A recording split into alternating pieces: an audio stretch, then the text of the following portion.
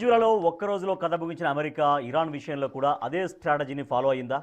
2-3 రోజుల్లో ఇరాన్ కథ ముగించాలి అనుకున్న అమెరికాకు రష్యా ఎంట్రీ షాక్ ఇచ్చిందా? అమెరికా బయటకి చెప్పుకోలేకపోయినా భారీగానే నష్టాల్ని ఎదుర్కొంటుందనే ప్రచారం అయితే ఉంది.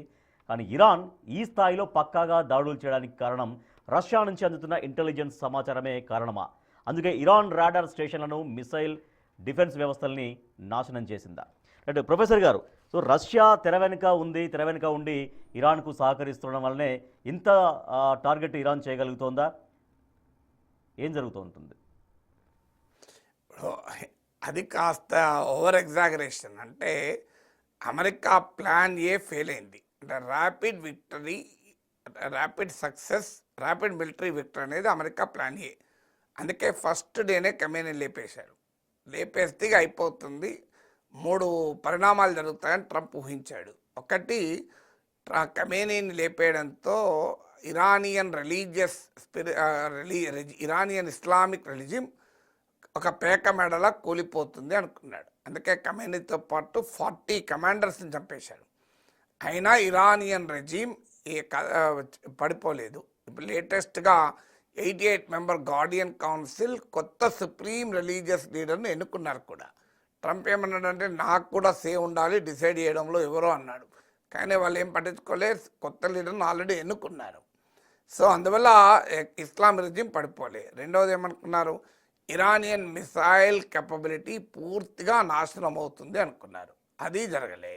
ఇప్పుడు తాజాగా ఐఆర్జీసీ ప్రకటించింది ఏంటంటే ఇక మేము నెక్స్ట్ రౌండ్ వేవ్ ఉంటుంది, ఈ వేవ్లో శత్రు ఇప్పటి వరకు చూడని వెపన్స్ ప్రయోగిస్తాం, ఇవి ఇంకా టెస్ట్ చేయని వెపన్స్, దాని నష్టం ఏందో తెలుస్తుంది అని ప్రకటించింది.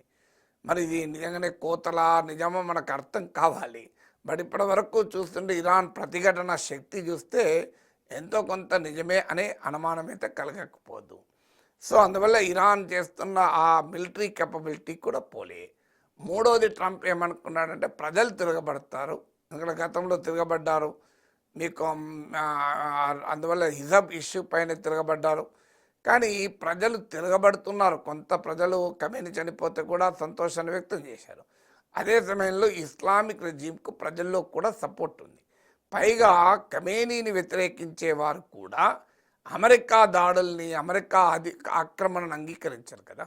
ఇప్పుడు మన నరేంద్ర మోడీని వ్యతిరేకించేవారు దేశంలో చాలామంది ఉంటారు. కానీ వాళ్ళందరూ రేపు ట్రంప్ వచ్చి నేను డిసైడ్ చేస్తా ఇండియాకి ఎవరు ప్రైమ్ మినిస్టర్ ఉండాలో, లేదా మా మార్కో రూబియోను పంపిస్తా మీ దేశాన్ని పాలించడానికి అంటే ఒప్పుకుంటామా? లేదు మా ఇలాన్ మస్క్ని పంపిస్తా, ఏదైనా ఆయన భార్యకి ఇండియన్ కనెక్షన్ ఉన్నది అని ఒప్పుకుంటారా? లేదు మా జేడీ వ్యాన్స్ని పంపిస్తా, మీ దేశ అల్లుడే కదా, మీ దేశాన్ని పాలిస్తాడు అని పంపిస్తాను ఒప్పుకుంటామా?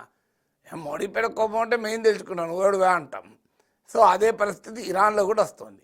అందువల్ల ఖమేనీని వ్యతిరేకించే వారు కూడా నేషనలిస్ట్ స్పిరిట్ అనేది ప్రిడామినేట్ చేస్తుంది. మనం పాకిస్తాన్ ఇండియా వారప్పుడు చూడలేదా?